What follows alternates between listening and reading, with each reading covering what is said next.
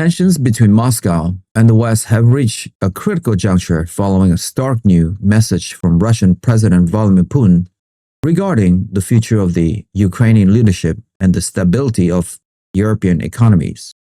Speaking at a press conference in Kyrgyzstan, President Putin explicitly stated that signing any peace document with the current administration in Kyiv is pointless, and insisted that President Vladimir Zelensky must be removed for any meaningful progress to occur.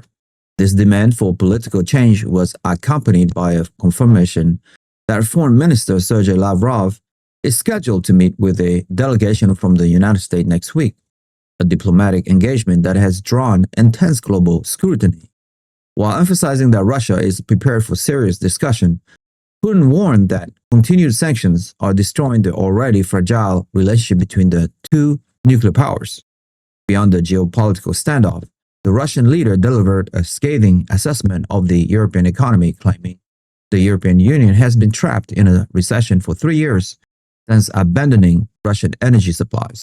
He argued that Europe has crippled its own industry while markets in the East and the global South have surged, pointing to the influx of Chinese electric vehicles in Moscow as proof that Asian manufacturing has become superior and more affordable than European alternative. The diplomatic standoff has been matched by escalating military rhetoric and warning of a potential direct conflict between Russia and the European Union. Russian Deputy Foreign Minister Alexander Grushko issued a severe warning that the European Union is currently restructuring its economy, logistic, and military posture for a direct armed clash with Moscow. He described relations as being in a deep crisis, accusing European leaders of promoting a narrative that war is inevitable unless Russia is strategically defeated. These tensions were further inflamed by claims from Russia's Foreign Intelligence Service that France is preparing a contingent of 2,000 troops, reportedly including Foreign Legion units, for deployment in Poland. Simultaneously, officials in Britain confirmed that they are developing a multinational force intended for deployment inside Ukraine once a ceasefire is established to oversee security. French President Emmanuel Macron also acknowledged that European military personnel would eventually need to be stationed in Ukraine to focus on training and security roles after peace is secured, a move that Moscow interprets as a significant escalation of Western involvement.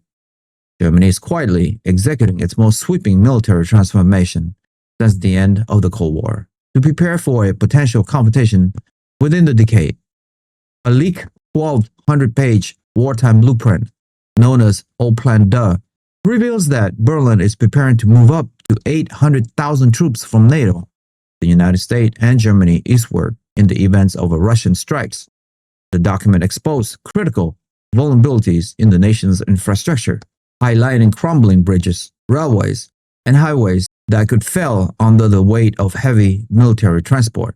It also details fears of hybrid sabotage, drone threats, and logistical failures that could cripple European defenses in the first hours of a war.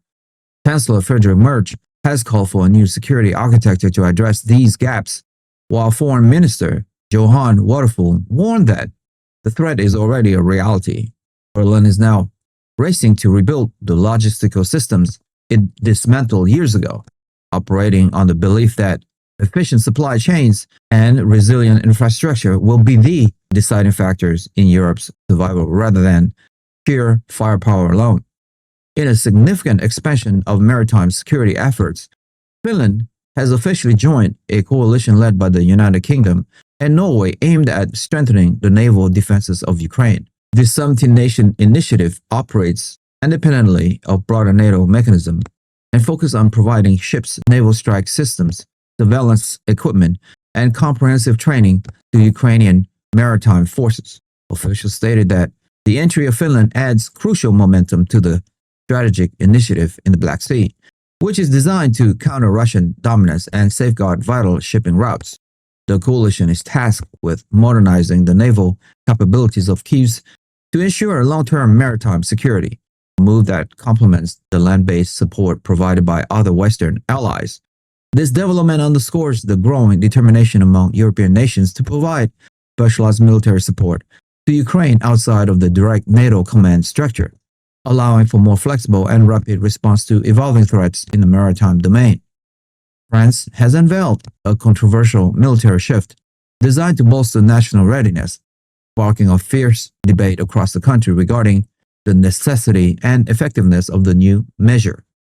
President Emmanuel Macron announced a voluntary military service program set to begin in mid-2026, which aims to recruit youth aged 18 and 19 for a 10-month service period.